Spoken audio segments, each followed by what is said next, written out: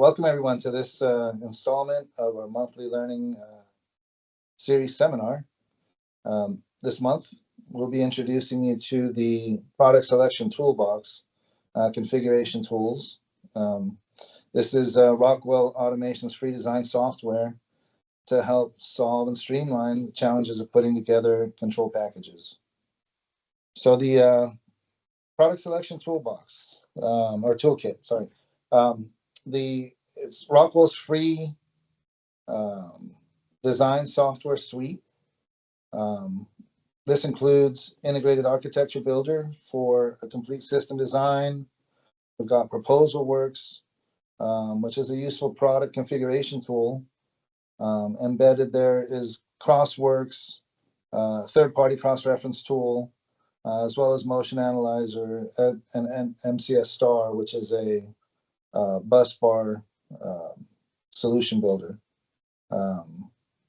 The design software is constantly being updated with new products. There's current list prices, updates to the cross-reference database, for example. And that product selection toolbox comes with a download to install the current updater, which you can run to apply updates to your software. The product selection toolbox install lite is available in the Rockwell Automation PCDC site. So there's the current updater.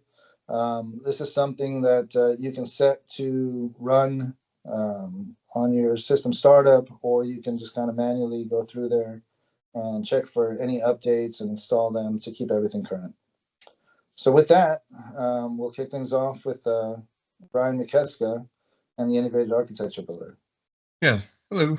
My name is Brian McKeska. I'm an automation specialist with the Reynolds Company. Today we'll be going over certain portions of IAB. There's a lot more to it than what we're going to show. It's just trying to get you more aware of what its capabilities are and some of the initial things that you'll be looking at if you're using and opening the program. Hopefully this will work. Everybody sees my screen. Hopefully it's not dueled. So when you first open our Integrated Architecture Builder, or IAB, you'll be taken to a blank page. None of these items that are preset will be here. And you can get going. So one of the first things you can do is called the Project Design Assistant. If you're unsure of what platform of PLC that you want to have on your project, you can get a quick comparison regarding the list price of various platforms. And so you can go in here and depending on what you select, like if I say I just want a fixed chassis, it's going to throw me into the control logics line. And everything you select within IB itself, the selection options will help you dynamically narrow what platforms you would want to go for. And so I've already pre-filled some of this out. You can change whatever you want your defaults to be. Like say I want a IB16D instead of a IB16 for consideration. I filled out DIDO AI, and it'll throw me various families that I can choose to compare against. So I'm going to choose Control Logics, the 5370 Compact Logics, and the 5380 Compact Logics. And for comparison's sake, we're going to do 3 megabyte controllers, which is all 83, 330, and L36 as a perform analysis. And it also gives you a detailed breakdown of capabilities as well. Better process, hopefully nothing locks up as I'm screen sharing. And then you get estimated list price with that BOMs. You can preview the BOMs to take a quick peek before you actually select it. Or if you want to just straight up build the BOM, you can select it and say generate hardware. And that warning was because I had already created it and was modifying it. And then it doesn't look like you have anything there in the wizard view, except it will populate that wizard option here. But in the hardware section, you'll see that you've created what is it? This one. A Compact Logics 5380 platform with all the relevant I/O. it'll automatically connect it to create a network for you. And I think it jumped it to this one. And you can go from there. And within the wizard view, you can also do pointedly control logics, compact logics, micro 800, distributed I/O. All of these are very similar. If you go in here, you can do things like spare chassis slot, spare I/O point. So if you have a spec that says 20%, you can throw it in there. It'll automatically calculate based on if you haven't already calculated that on your I/O counts before. And as you walk through, you can fill out the relevant I/O that you need or think you need. You can always go back and change this at a later date or manually modify the chassis in the hardware section after you do the wizard. So if you click through and say finish, if I said finish and create, it would do the same thing and create which one are we on? CLX SS1. So it automatically created this O1 for me here. And then you can do, like I said, you can do the same thing with compact logics, micro 800, and distributed I/O. The cool thing with distributed I/O is there's so many platforms to choose from. It'll give you a selection criteria on the right side based on what you pick. Within, it will help you narrow down with the green checks and the red X's into what you want. So if you say you want safety, well, based on the other requirements already pre-input into the other areas, I'm going to be stuck with point I/O. And so you'll never be stuck on a platform that you won't have a valid I/O. If you need specific relays or RTDs, thermocouple, HART, you can use this as a selection tool to drill down into exactly what you want and stick in the same family so that you can reduce your number of spares and needed parts on site for a project. Other items you can do within the hardware view. One thing I didn't mention, if you expand this far out, you have we were in the wizard view to start, but there's also the hardware view, architecture view, which is just, you can make things look a little prettier for reports and things of that nature. Network view, you can design your own networks via DLR, PRP, or STAR. And those can get pretty complicated, as I'll show in some of the other examples later. And then on machine. Right now, on machine is blank. But what on machine is for your 1492 modules. So if I go into the control logics and say add on machine, I can do I/O ready cables, which are just flying lead cables for my digital inputs and digital outputs. Or if I want to do things with the analog as well, I can do the IFMs. And so in the selection for this, you do need to pay attention as to which ones you're choosing based on capability. So within the analog, have single-ended voltage, single-ended current, differential voltage, and differential current. And all of those are different cables because you have the different pinouts to your IFM module. If you're having trouble selecting, or you can always hover for a tooltip. And if that's not getting you where you want to go, you can say help configure, and then you can put in some other criteria to help narrow down the choices of IFM modules and cables as well. Do one of the analog ones real quick. You can also, instead of having to do that for each and every one, you can copy, and you can not only copy within the same chassis, but you can also copy to other chassis. So if I had other similar modules in other chassis across the project, like you see one of the migration projects I have has a IF16, I can copy it across there as well. And it'll show up when I pop in over here. Moving on to the Plant PX process system estimator. Oftentimes you'll hear this as the PSE or the Plant PX wizard. It can really help you get a jump start into our distributed control system, our modular distributed control system of Plant PX. You can add different controllers, different operator workstations, set up your thin client licensing with thin manager, historian, asset center, everything that's included that you're aware of or even not aware of within Plant. So within the PSE, you can create things like, you can see this was created with the wizard for a medium-sized Plant PX, and it spits out a ton of different hardware. And it sets up your generic network for you. Oops.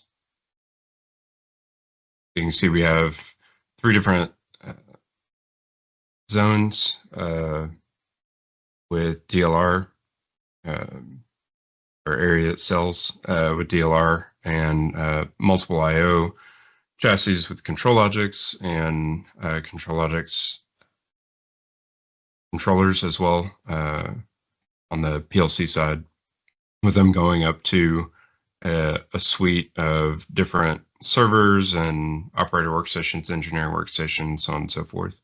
The slider up here can help you zoom in, or you can use your magnification to set it back to default.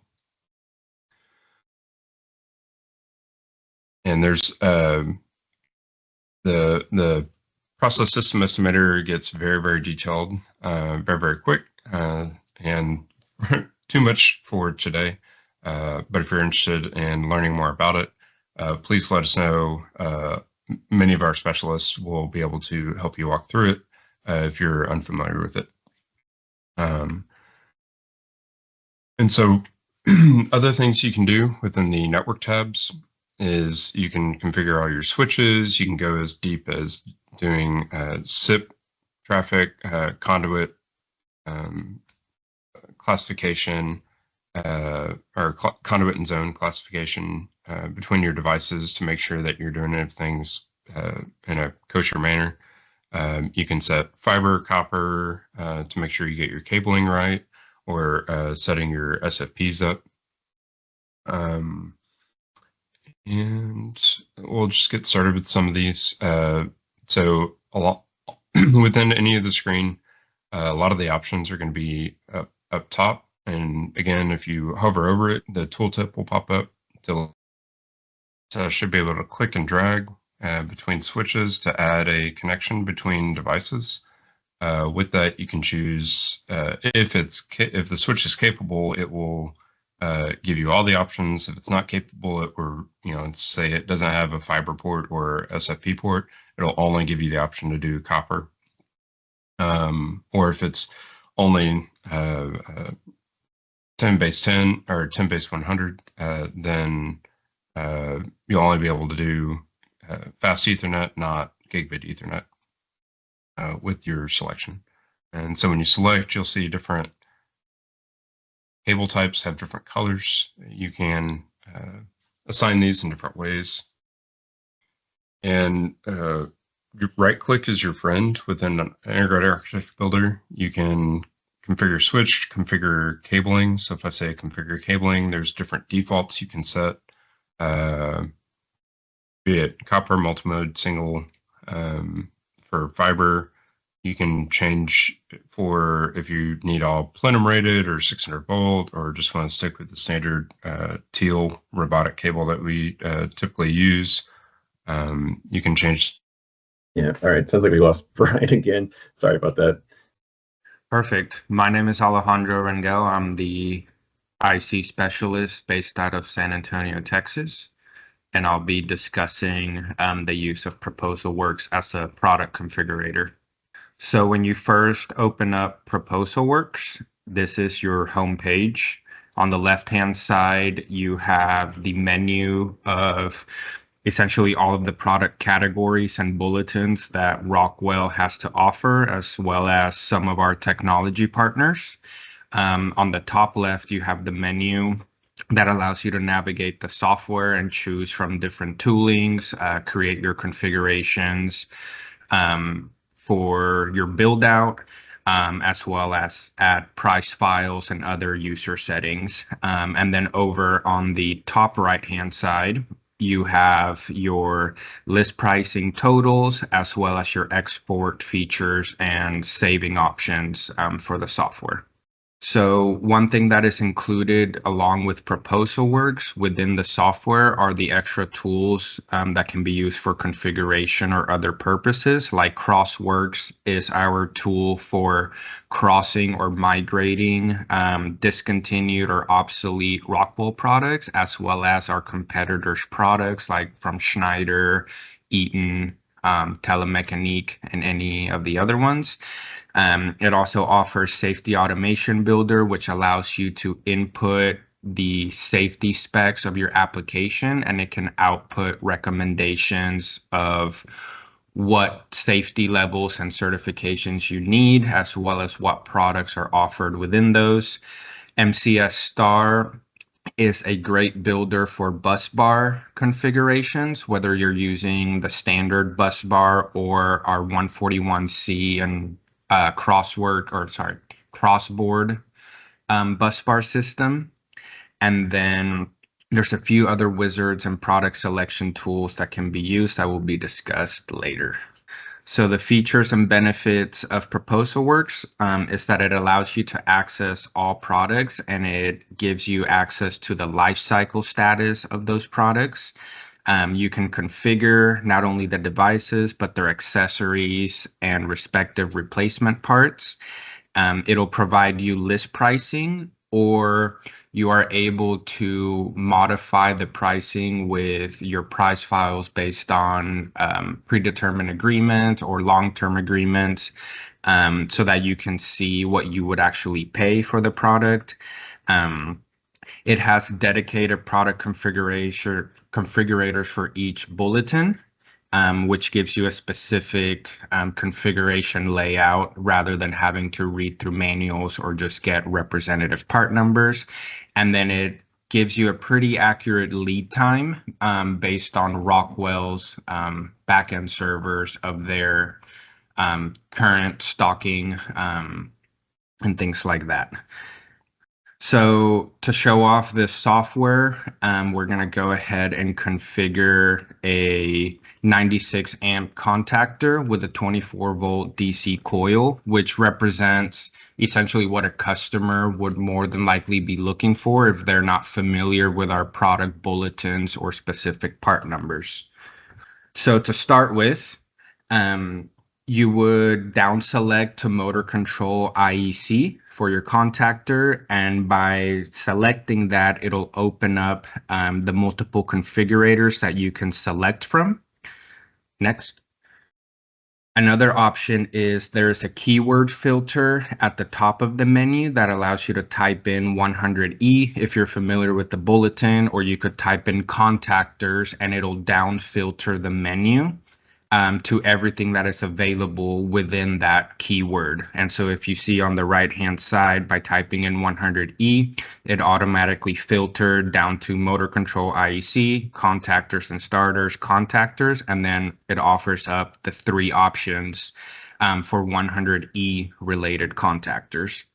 We will then select the 100E IEC contactor, and instantly you will get a pop-up like what is shown on the right, which is the product configurator specific to the 100E and its subvariants like the 104E or the 190 combination contactor. So from there, I recommend that the first spec that we select is the amperage size of the contactor. For our example, we're using 96 amps. So we would go down to contactor size and click on the word contactor size, and it'll open up on the right-hand side every available option. And from there, we would scroll through and select 96 amps.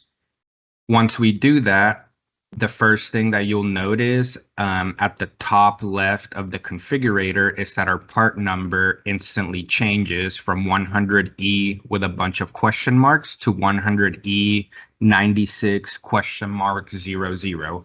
What this is doing is, as you're selecting your configuration specs, it starts to build out the part number for you. So once we've selected the 96 amp, it automatically sets an electronic coil for the coil type. And next we would want to select our control voltage, which in our example would be 24 volt DC. With the 100E, the benefit of its universal coils is that it allows you to use AC or DC coils. So in this example, we would select the 24 to 60 volt AC at 50-60 hertz, and then the 20 to 60 in DC electronic. Once we select that, you will see that our part number now changed to 196KJ00. So the KJ is the coil code for the 24 volts that we selected. And that essentially builds out the entire part number that you can then send to your account manager or an inside sales rep to quote. Additionally, if you needed to add an overload relay or accessories, like in this example, we'll add an overload relay, you would go down to select in overload relay selection. It'll instantly pop up the menu for which type of overload relay you would want to select between the E100 all the way up to the E300.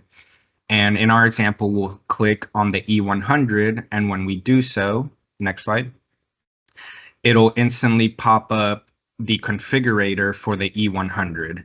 And it kind of just layers on the other configurators as you select accessories, or in this case, an overload relay. And so based on our contactor, we'll select an E100 with an advanced overload relay type. Our adjustable range will select from 20 to 100, since 96 amps fits right within it. And then for our contactor mounting, we'll do a direct mount. So we select the contact mounting for IEC 100E, and it gives you the range that applies to. And then lastly, you can also add accessories to your overload relay. And so when we click on the accessories, it automatically pulls up every available accessory. And we have gone ahead and selected a remote reset solenoid to be used with this one.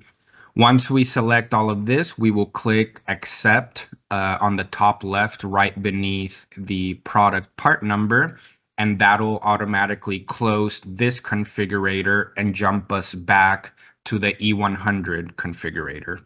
Next. So once we do that, we see here that we have a complete contactor part number, and below we have a green check mark next to the E100 overload relay, signifying that we have an adequate configuration for that product.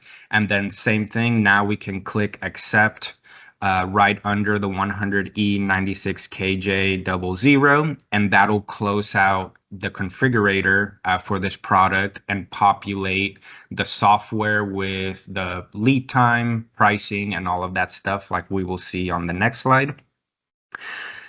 And this is your result. This will be in the main window of the software. And so here you can see first the 100E96KJ00. Right beneath it, within the grouping, you have your E100 overload relay. And then within that grouping, you have your remote reset solenoid. Over on the right-hand side, you get your list pricing. And then in the input boxes next to that is where, if you had a price file uploaded or you know your discounts, you can go in there and change them, change the cost, change the margin, and then it'll update the pricing that reflects for that product. With this screenshot right here, this is something that you could directly email to an account manager or an inside sales rep, and they'll be able to use this information to send you back a quote for this product. And then another benefit to ProposalWorks when building out all of these products is that you're able to add group headers. And so if you're doing a long build out or like a bill of materials, you can add these group headers so that when you export this information, it'll actually section off the products per the group headers rather than just having a long list of every product, which wouldn't necessarily reference what goes to what, or like which E100 is going to the contactor. So by adding the group headers, you're pretty much adding a section that now individualizes that contactor with the specific overload relay that you selected and the specific remote solenoid that you selected. Next. And then, as I mentioned earlier, on the right-hand side, we have our export features. ProposalWorks is able to export to multiple files, including Word or Excel files. And here is a screenshot of what an Excel output from ProposalWorks would look like. I'm showing you the item layout, the product part number, along with a detailed description.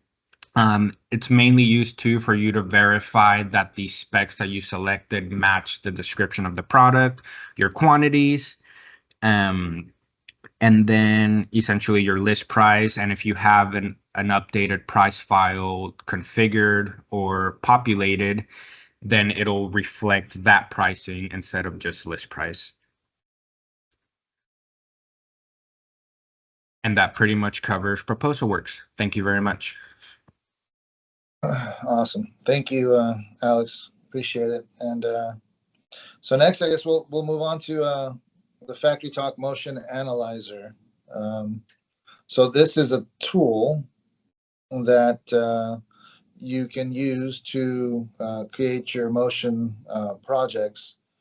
It's available in either a desktop version that you can select from ProposalWorks in the Tools tab, or there's a cloud version that you can download from the My Rockwell account.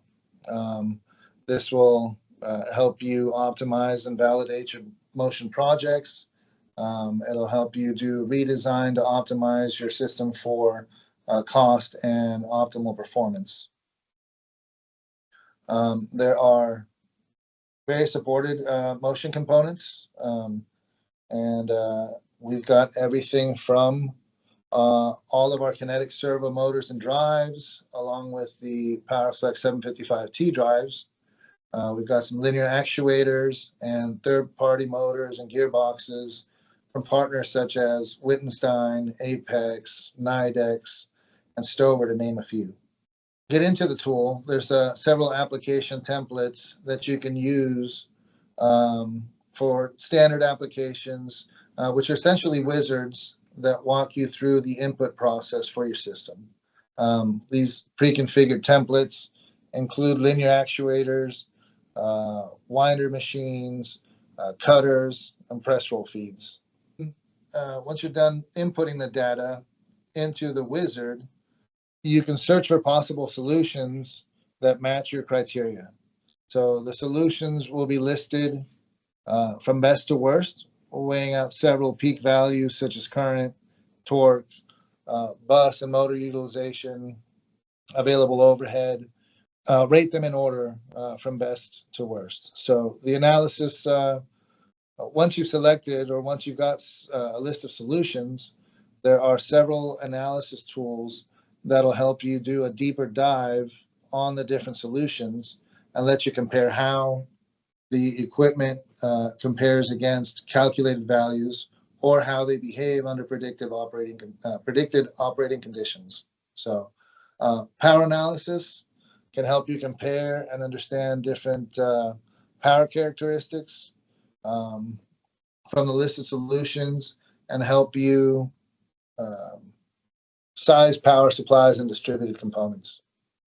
There's some additional analysis tools available as well that allow you to adjust your motor and drive combinations, which will display some outputs in real time. Your peak, average current values, motor capacity, peak speed, and bus utilization, which all help you optimize your hardware selection. Right? So the 4-quadrant analysis displays your optimal continuous torque area and peak values in the positive and negative direction of your solution. And the ratio analysis allows you to adjust your gear ratio and design a solution around your motor inertia and regen profiles. Once you're done modifying or vetting the solution that's most suitable for you, you can also import, create a bill of material. That'll be a CSV file that you can import into ProposalWorks and create a project report which summarizes your machine design requirements and your selected hardware. So on the design capabilities, there's different mechanism types available, as well as an updated inertia calculator that's got different shapes and loads that you can import in there and design around. You can also save and reuse objects. The updated torque and speed tool lets you browse motors, drives, and actuators. You can size them up and down and compare the torque and speed curves to optimize your solution. So finally, you can access, you can download the cloud version from your My Rockwell account, or the desktop version from the menu in ProposalWorks, as mentioned previously, or the PCDC, which is the Product Download Center. This is also where you can subscribe to get update notifications. And for more information, you can watch tutorials in YouTube, the Factory Talk Motion Analyzer webpage, or reach out to our mechatronics specialist, Philip Lucia, for additional information. New releases, the new release is version 5.0. We touched on the inertial calculator and the torque and speed compare options. There's also an iTrack questionnaire that'll help you design that system. That is something that goes into Rockwell, and they will send back a system design. There's a tabbed workflow feature, which allows you to walk through that system wizard for your different applications. And then there's also an application log, which can help you review different solutions performed and identify and validate your solutions as well. That is it for the motion analyzer. And next we'll have Neil talk about Rockwell Advisor. Thanks, Frank. Rockwell Advisor is another product selection tool that Rockwell introduced around 2 years ago as sort of an alternative or in addition to the tools that we just heard about from Alex and Brian, ProposalWorks, and Integrated Architecture Builder. Rockwell launched Advisor primarily based on customer and distributor feedback on sometimes the difficulty of knowing how to use IAB, specifically for customers who aren't maybe not in IAB all the time. It can be time consuming to learn how to use it or how to remember how to use it. And in addition to that, ProposalWorks and IAB and the product selection toolbox, most of these tools we're talking about today need to be installed on a computer and updated to maintain current lifecycle status and stocking and availability. So because of that, Rockwell introduced Rockwell Advisor, which is a web-based product selection tool, similar to ProposalWorks and IAB, but differing in the fact that you don't need to download and install it. It's just directly linked in the Rockwell website, and all you need is your typical Rockwell login. So within Advisor and the Advisor homepage, all products, pretty much all the products now, I believe, are now added within the Advisor tool that can be selected and drilled down through the product tiles, and then also searched for by exact part numbers, partial part numbers, or even keywords. So if you were to type in panel view, you'd get started on a listing of panel views available, and then you can drill down and filter from there. Next slide, please. Speaking towards the filtering, as you drill into either the product categories through the tiles or searching, you can checkbox or filter through different specifications according to what product you're looking for. In the screenshot example here, we're looking at PowerFlex drives, able to filter through horsepower or supply voltage to pick the right product. You can also add availability and in stock or not in stock and lead time to those filters. So you can add that to your requirements, maybe sacrifice on a nice to have feature of a drive or a different product in place of lead time availability. Next slide, please. So as you go through selecting products based on your different specifications, you can add those products to a bill of material. And as you go through adding products, you can edit and view the bill of material. You can add bulk uploads of different products individually or as a whole, and then download and share that bill of material and export it, similar to what you can do in ProposalWorks and IAB. Next slide talks about another way to select products within Advisor. This is much more similar to the functionality of IAB, are the system designers. They're system designer wizards for I/O systems, MCCs, packaged drives, PLCs that can be used in addition to or instead of drilling down and filtering through and manually picking products. So the next slide is a quick look at the power control system designer for the MCCs. Makes it pretty easy to select an MCC and make sure that you don't miss anything or do anything that's not possible. You simply input your location, industry, and the motor load list, and it generates the MCC lineup, applies any design rules so you don't have any errors, and then quickly, surprisingly quickly, you're able to download diagrams, one lines, and reports and summaries based on the lineup that you designed here. And you can export those to Word to share. You can also generate a budgetary quote or send directly to Rockwell for an official quote. The other system designer on the next slide is a control system designer. Similar look and feel as we've seen in Brian's demo of IAB. Simply select the PLC platform, compact logics, control logics. Even Micro 800 is included in the control system designer. Select your I/O points, quantities, and types, and it automatically generates the needed I/O modules and any external accessories that would be required to run that system. Just like in IAB, we have general product specs available, power consumption, documentation, dimensions of your PLC or I/O system as you've built it.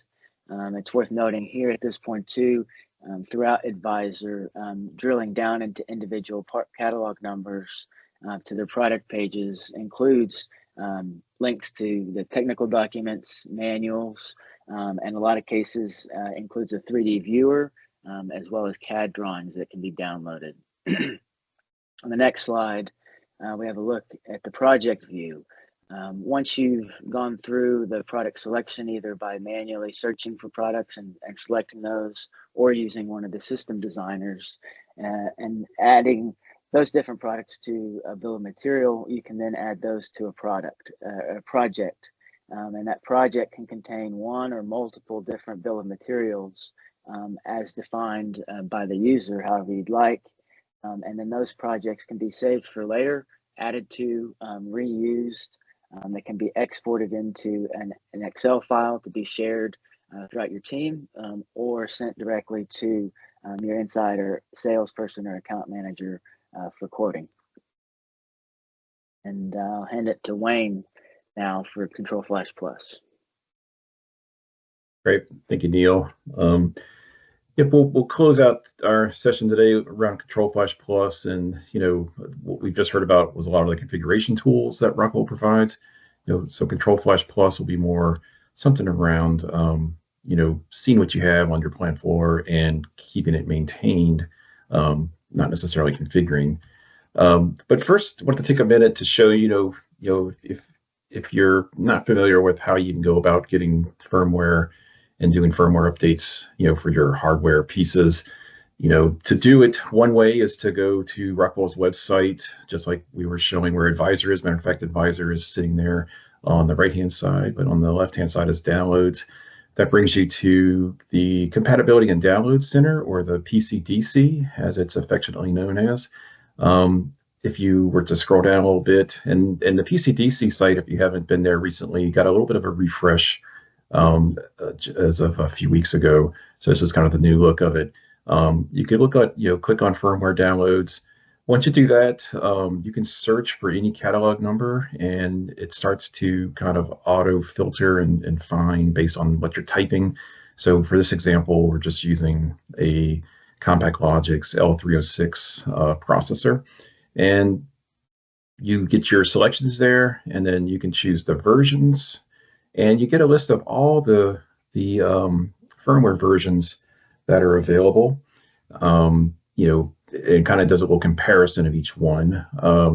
This is also a little bit of a hidden secret, perhaps, to some, is that when you do get to this point, you have the little kind of yellow PDF icon.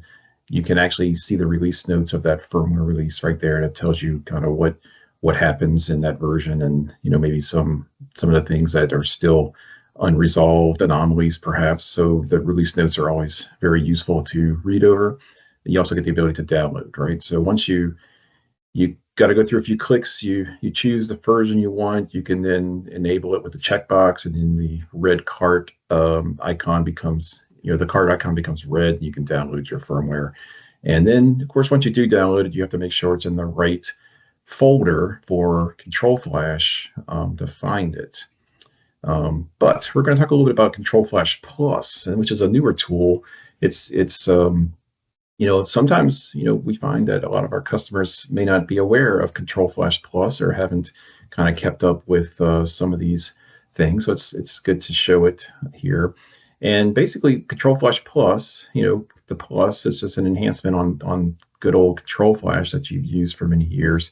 Some of the advantages of Control Flash Plus is we can actually flash multiple devices at one time with a single operation. We can actually manage our firmware revisions at firmware locations. And we have a direct access now into that PCDC site with Control Flash Plus. So let's just show a few screenshots of what this kind of looks like. So when you first open up Control Flash Plus, you can choose your network you want to browse, and then it'll go out and browse the entire network and find all the devices out there, all the hardware devices. So just that aspect alone makes Control Flash Plus pretty powerful, because it can do a pretty detailed sweep of what's on your on that network, and then it'll find everything and list it there under that device column. But if you are connected, if this laptop that you're using is connected to the internet, when you're using Control Flash Plus, it will actually pull live lifecycle status information off of Rockwell's website. So it'll tell you that, if you get a green, it's active, or in this case, we see one red discontinued item there, and other various states of Rockwell's lifecycle. So you can get a pretty instant look at the state of your equipment on the plant floor. Also, it'll list, what is actually installed in the device. So these are the actual firmware versions in all those devices listed in that column. The other thing too is, if we are connected to the internet, you get the little triangle, the colored triangle that they're next to it. And those colored triangles, those colors, do indicate, the life cycle of the firmware, right? So, in the hardware, we use the active, mature, end of life, and discontinued. In the software and kind of firmware world, they have a little bit different terminology there. If it's a green triangle, it's in support. Think if it's blue, it's maybe a managed release. Gray is a little bit more limited release, and red is a is a release that's no longer available. So those color triangles indicate, right? So green is always good, red is always bad, and then there's a blue and gray there kind of in the middle to consider. The next column will allow you to choose what version would you want to flash it to. So in this case, it probably is listing the most recent release available. Again, being that we're connected to the internet, we can log into our PCDC site with our Rockwell account, and it'll go and pull all the live. These are the latest versions that are out there, and you see the download arrows, which allows you to basically say we're going to download that version and flash it to the device. If there are any warnings, then that status column will give you that. So for instance, this particular device is giving a warning, and it's just that telling you that the device is not in a proper state to receive a firmware, to do a firmware flash. So just letting you know that that device wouldn't be capable of a firmware update at this moment. If you want to choose a previous version, you're welcome to do so. You can hit the pull down and choose the versions you want. And then all you would do next is you would kind of check on the check boxes next to the devices you actually do want to flash. And then you can basically do one update, kind of action that will go out and flash all the devices you choose to the versions that you selected. A few other features inside of Control Flash Plus. There's another tab there at the top called Managed Firmware. So this is just a place that you can, manage the revisions that are on your computer. So like we said a minute ago, it's important that when you do download a firmware file, usually the DMK file, it does have to be in the right folder for the for Control Flash to find it. So here you can manage some of those releases if you want to make sure you don't have a version that you don't want to get installed again on your computer. You can manage it and get rid of it. You can also manage your favorites with the other columns. So you can actually create some favorites if you're managing multiple sites or multiple pieces of equipment. You can basically have your favorite firmware versions, so to speak, kind of set and ready to go. So that's kind of a quick little overview of Control Flash Plus. There is if you want to learn a little bit more about it, there is a quick start guide available, in Rockwell's literature library.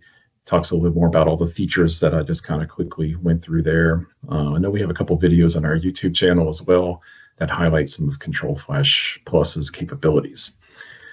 And with that, we have actually come to the end. I know we had a little bit of technical issue with Brian back in our IAB section.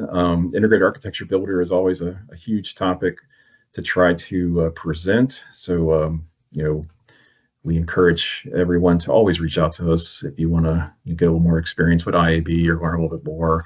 We'll be happy to assist you in any way.